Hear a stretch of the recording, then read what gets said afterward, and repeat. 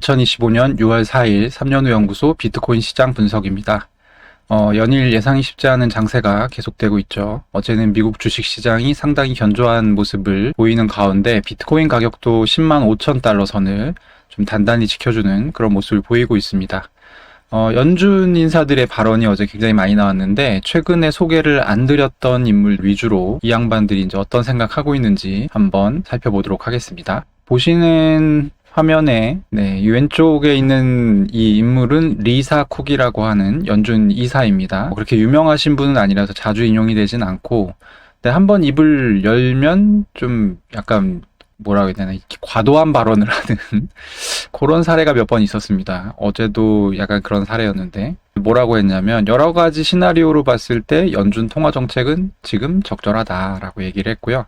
트럼프의 관세 정책은 스태그플레이션을 야기할 것이다 라고 얘기를 했습니다. 그리고 4월에 시장이 스트레스를 스스로 관리할 수 있음을 증명했다. 이 얘기는 뭐냐면 연준이 지금 굳이 관세 때문에 이렇게 시장에 개입할 필요 없다. 이렇게 이제 얘기한 것이죠. 그리고 대차대조표 축소 정책에 변경 사항은 없다라고 얘기를 했고요. 비둘기냐 매냐로 봤을 때는 굉장히 정통파 매의 입장이라고 볼 수 있겠죠. 그리고 라파엘 보스틱 애틀란타 연은 총재가 또 발언을 했는데 많이 인용이 됐어요. 왜냐하면 금리 인하 횟수를 언급했기 때문에 여전히 연내 1회 금리 인하가 가능할 것으로 예상한다.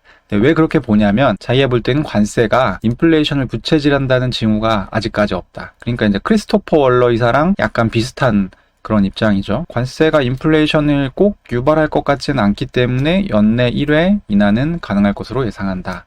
크리스토퍼 월러 이사도 하반기, 거의 이제 4, 4분기에 연말 가까이에 1회 인하는 가능할 것으로 예상한다. 이렇게 했는데 재밌는 건 뭐냐면 이 양반은 연내에 금리 인하가 없을 것처럼 얘기를 하고 있고요.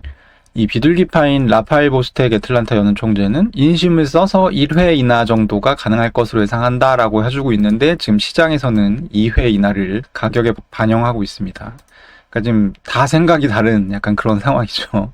연준 인사들이 이렇게 공개 발언을 하는 이 이유가 뭐냐면 일종의 민주주의 이 정부에서의 정보 서비스기도 하고요. 그리고 이제 현대에 와서는 일종의 가이던스, 어떤 가이드라인 역할을 해주는 거죠. 우리 이런 생각을 하고 있어. 그러니까 너네 투자자들도 그걸 알고 대비해. 시장 알고 대비해. 이런 이제 역할인데 사람들마다 이렇게 이제 의견이 좀 크게 달라져 버리면 아무래도 이 가이던스 역할을 하기 좀 어렵죠. 경제 불확실성을 줄이고 정책 비용을 낮추는 측면에서 이것이 효과가 있는 것인데 서로 다 그냥 아무 말 대잔치 해버리면 그 의도가 좀 퇴색될 수밖에 없잖아요. 그래서 이렇게 가게 되면 결국에 어떤 일이 발생하냐면 연준 위원들 말에 아무도 귀를 기울이지 않는 상황이 발생할 수 있습니다. 사실 이제 대차대조표 축소 정책의 변경 사항이 없다는 거는 되게 매파적인 거거든요. 왜냐하면 지금 T를 하고 있죠. 양적 긴축을 하고 있는데 그거 정도는 사실 그냥 이제 없는 걸로 해줄 수 있는데 물론 그러면 이제 시장 유동성이 좀 증가하겠죠. 그런 부분조차도 생각 안 하고 있다라는 거니까 매파적인 정책인 거고 여기는 시장에서는 지금 2회 인하를 예상하고 있으니까 비둘기라고 할 수는 없지만 어쨌든 이제 좋은 얘기를 한 건데 각각의 이 양반들이 얘기했을 때 그러면 가격에 변화가 있었냐? 전혀 없었습니다. 그래서 아무도 연준 위원들 말에 귀를 기울이지 않는 상황이 지금 발생하고 있다. 이날 나왔던 발언 중에 로리 로건 댈러스 연은 총재 발언도 제가 얘기했던 것과 비슷한 맥락에서 해석할 수 있는 내용이었는데요. 이 언뜻 들으면 되게 뜬금없는 얘기를 했어요. 연준은 고용의 위축뿐만 아니라 과열 가능성도 염두에 두어야 한다. 이게 무슨 말일까요?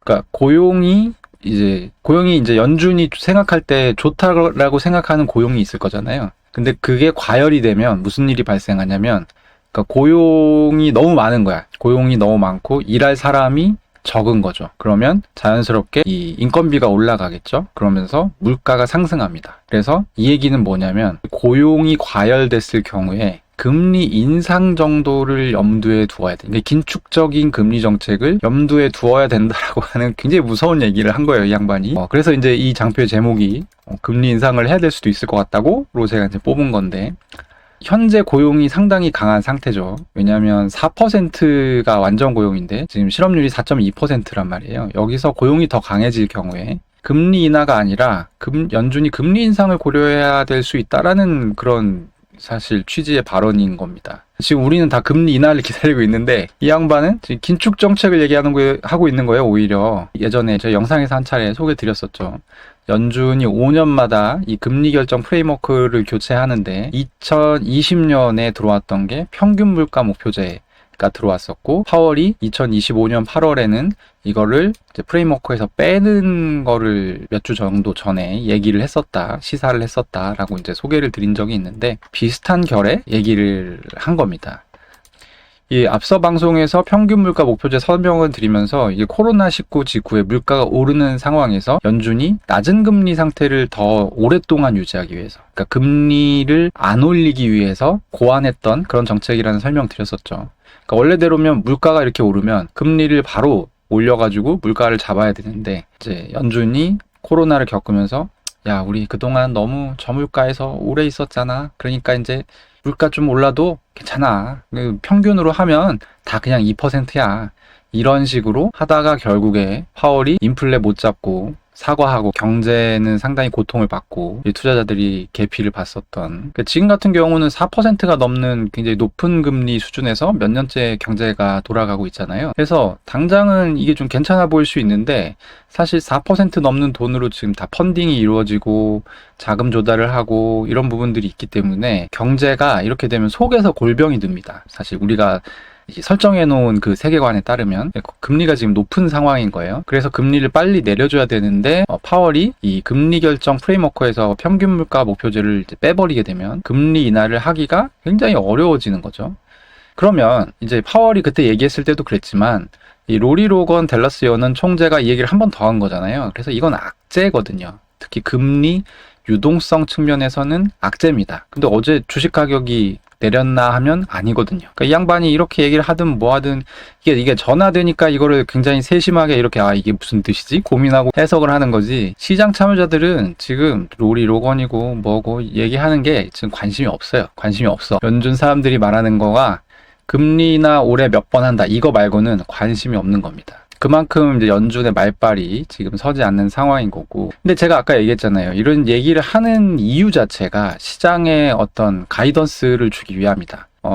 말하자면 이 약간만 브레이크를 밟아도 될 때는 이렇게 말로 하는 거예요. 말로. 우리가 이렇게 시장이 막 과열되면 우리는 긴축 정책을 쓸 수밖에 없어? 이렇게 말로 하면 시장이 무서워 하면서 이제 가격이 내려가는 약간 이런 반응을 해야 되는데, 지금 이 약한 브레이크가 전혀 듣고 있지 않은 상황이다. 그러면 나중에 가서 정말 경제가 뭐 밑도 끝도 없이 계속 상승할 수는 없으니까, 주식 가격도 그렇고. 그래서 이제 한번 브레이크를 세게 콱 밟으면 그때 급정거를 하면서 차 안에 이제 짐 다 쏟아지고 사람 자빠지고 이제 이런 상황이 이제 생기게 되는 거죠. 이 시장이 이제 큰 폭의 조정을 겪을 수가 있는데, 저는 이게 조금 리스크 요인인 것 같아요. 지금 이 연준 인사들이 말하는 이 톤 자체가 굉장히 강해지고 있습니다. 그냥 단순히 지금 금리를 결정할 수 없어로 가다가 최근 들어서 점점 이 말을 격하게 하고 있는데, 그런 현상 자체가 시장이 지금 연준의 생각대로 가고 있지 않은 것 같아요. 지금 주식 가격이 오르면 안 되는데 주식 가격이 막 계속 오른단 말이에요. 지금 관세하기 전보다 더 올라갔어요. 주식 가격이.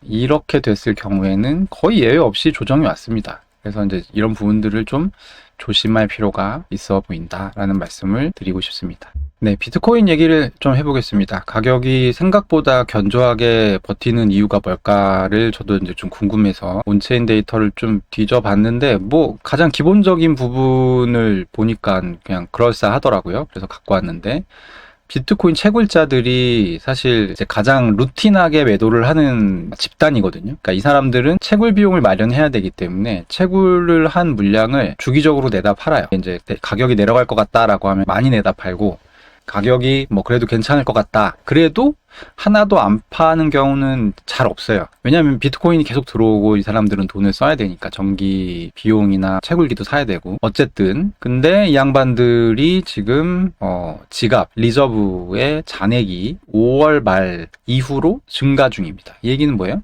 안 팔고 있다는 거예요. 비트코인을 축적하고 있다라는 얘기가 될 것 같고, 그리고 이제 왼쪽에 있는 이 그래프가 그런 내용이고요. 오른쪽에 있는 요 내용은 이 채굴자들의 지갑을 파악했어요. 이제 온체인 데이터 업체들이. 이 데이터는 이제 크립토컨트의 데이터인데, 채굴자들 지갑에서 이제 암호화폐 거래소로 들어가는 비트코인의 물량을 그래프로 나타낸 겁니다. 근데 어때요? 여기 줄어들고 있죠. 그러니까 이게 두 개가 좀 뭐랄까요? 이제 안귀가 맞아 떨어지는, 안 팔고 있고 그래서 거래소로 안 옮기고 있다. 그래서 결과적으로는 비트코인 채굴자들이 6월 들어서 비트코인 매도를 줄였다라고 해석을 할 수 있을 것 같고, 그러면은 이 사람들이 더 매도를 줄이면 가격이 오르냐, 이게 궁금하실 거잖아요. 근데 제가 볼 때는 이 어떤 속도나 잔량이나 이런 걸 감안했을 때 여기서 가격이 상승할 수 있는 요소가 도출될 것 같지는 않습니다. 그러니까 채굴자들이 이거보다 비트코인을 더 맹렬하게 비축을 하고 그런다고 해서 비트코인 가격이 오를 것 같지는 않고, 근데 반대로 요 추세가 이제 반대로 꺾일 때 갑자기 이게 그래프가 이렇게 올라가다가 내려가기 시작해. 그러니까 리저브가 줄어들기 시작해. 그리고 이게 이제 갑자기 올라가기 시작해. 이 채굴자들이 거래소로 옮기는 물량이 늘어나기 시작한다라고 하면 그때는 하락이 나올 가능성이 굉장히 높을 것 같다라는 게 이제 제 생각입니다. 이 데이터는 하락을 대비하는 체크에 유용한 부분이 될 수 있으니까 알아두시면 좋을 것 같고요. 어제 방송에서 비트코인 현물 ETF가 순유입으로 추세가 바뀔 수 있다는 얘기를 전해드렸죠. 그래서 실제로 어제 가격이 좀 견조하게 약보합 수준으로 버텨주면서 비트코인 현물 ETF로 한 3억 달러 정도의 순유입이 발생을 했습니다. 물론 뭐 이게 돌았다고 해서 이제 앞으로 오를 거다 이렇게 얘기할 수 있는 수준은 전혀 아니고요. 근데 좀 봐야겠죠. 근데 어쨌든 지금 요 이제 수준을 지키기 위해서는 적어도 제가 생각할 때는 매일 1억에서 2억 달러 정도는 계속 들어와 줘야지 안정적으로 10만 5천이 지켜지지 않을까 하는 생각을 하고 있습니다. 이걸 보면서 이제 같이 이더 ETF도 봤는데, 오히려 데이터상으로 볼 때는 이더리움 현물 ETF 쪽이 지금 추가 상승 가능성은 좀 더 높아 보입니다. 여기 보이는 연두색이 순유입인데 보시면 이 하얀색이 가격이거든요. 가격이 처음에 올라갈 때 이렇게 크게 그 한 30% 정도 올라갈 때는 사실 ETF가 그렇게 영향이 없었죠. 근데 그 뒤에 SEC가 이제 ETF 물량의 이더리움 스테이킹도 허용해 주겠다 뭐 이런 얘기도 했고, 꾸준히 좀 물량이 들어오고 있어요. 그거에 비해서는 가격이 못 가고 있습니다. 그래서 보통 이제 이런 상황일 때는 어느 순간 가격이 확 튀는 그런 일이 이제 발생하는 경우가 많은데, 그런 측면에서 볼 때 제가 볼 때 오히려 ETF로 볼 때는 이더리움 쪽이 상승 가능성이 오히려 높아 보인다, 이렇게 말씀드릴 수 있을 것 같고, 저도 개인적으로 이더리움 현물을 과거보다 약간 더 가져가는 그런 매수 전략을 지금 고민하고 있습니다. 가격 전망에 대해서 좀 궁금해하는 분들이 많아서 오늘은 적당한 인물을 하나 소개해 드리려고 합니다. 이 제프 캔드릭 스탠다드 차타드 디지털 자산 리서치 책임자, 이게 좀 뭐랄까, 이게 직함이 좀 이상한데 어쨌든 한글로 번역을 하면 이렇게 됩니다. 제프 캔드릭이라는 인물이고, 이 양반은 제도권에서 코인 얘기를 하는 사람 치고는 좀 독특한 사람이에요. 두 가지 측면에서 그런데, 하나는 굉장히 긍정적으로 시장을 좀 바라보는 측면이 있습니다.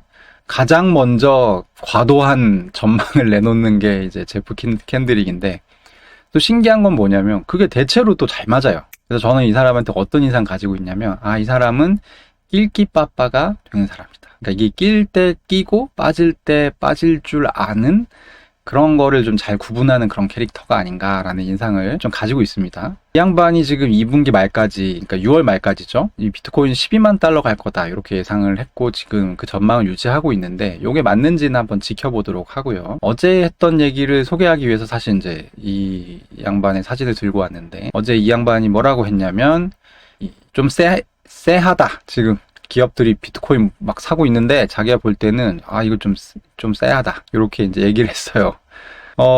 저도 근데 이걸 평소에 이렇게 생각하고 있었거든요. 미국 기업들이 최근에 비트코인 뿐만 아니라 이더리움, 리플, 솔라나 같은 알트들을 사모으고 있어요.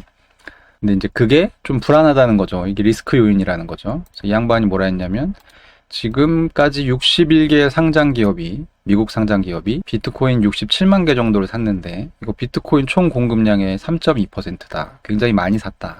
이런 매수가 당장은 매수 압력을 증가시키고 있지만, 시간이 지남에 따라서 이게 이제 굉장히 상황이 반전될 가능성이 높다. 왜냐하면 상황이 반전된다는 거는 지금은 비트코인에 도움이 되지만 시간이 지나면 오히려 악재처럼 이제 작용할 가능성이 높다는 거예요. 왜냐하면 대부분의 기업이 높은 가격에 비트코인을 샀기 때문이다. 저도 이제 똑같은 생각하고 있거든요. 지금 보면은 이 67만 개 중에 뒤늦게 산 이제 기업들이 대략 한 15% 정도의 물량이 아마 거기에 해당할 텐데 9만 달러 위에서 비트코인을 샀습니다. 그리고 이제 최근에 막 나왔었던 트럼프 미디어 같은 경우는 10만 8천 달러에서 25억 달러치 샀죠. 그러니까 걔네는 이미 손해를 보고 있어요. 지금 10만 5천 달러에서. 그러면 제프 캔드릭의 핵심 주장은 뭐냐면 기업이 이렇게 많이 샀는데 얘네가 다 비트코인 맥시가 아니라는 거예요. 그러니까 이제 뭐 스트래티지 같은 경우는 나는 비트코인 안 팔겠다라고 했지만 그거는 전체 물량의 한 85% 정도밖에 안 되고 나머지 15%는 언제든지 이익에 따라서 팔 수 있는 애들인데 얘네 자체가 너무 비싼 가격에서 비트코인 샀다. 그래서 산 가격에서 22% 떨어지면 아마 팔 거다 라는 얘기를 제프 캔드릭이 했습니다. 제가 얘기했죠. 이 사람은 굉장히 시장을 긍정적으로 바라보는 사람이에요. 근데 어제 이 양반이 얘기를 했다는 거는 저희가 좀 주목할 필요가 있습니다. 새겨들을 필요가 있어. 이 긍정적인 이 양반이 생각하기에도 지금 뭔가 싸하다라는 부분이기 때문이죠. 대략 이제 9만 달러에 샀는데 22%가 떨어지면은 비트코인 이제 7만 달러 정도까지 가면 거기에 레드라인이 있는데 그 밑으로 내려가면 위험하다라는 것이죠. 근데 지금 가격이 10만 5천인데 7만 달러 정도면은 한 30% 떨어지면 가는 거잖아요. 그래서 저는 충분히 가능성은 있다. 시장 상황이 어떻게 되느냐에 따라서 굉장히 달라지겠지만 그래서 이제 그런 하락이 있을 때 그런 부분들을 저희가 좀 주의할 필요가 있죠. 야, 지금 내려간다. 그냥 나는 존버. 위험할 수 있다는 겁니다. 저희는 이제 돈을 버는 게 목적이니까 이런 의견도 있다라는 것을 알아두시면 좋을 것 같습니다. 네, 오늘의 분석은 여기까지입니다. 3년 후 연구소 구독과 좋아요 그리고 많은 관심 부탁드립니다. 감사합니다.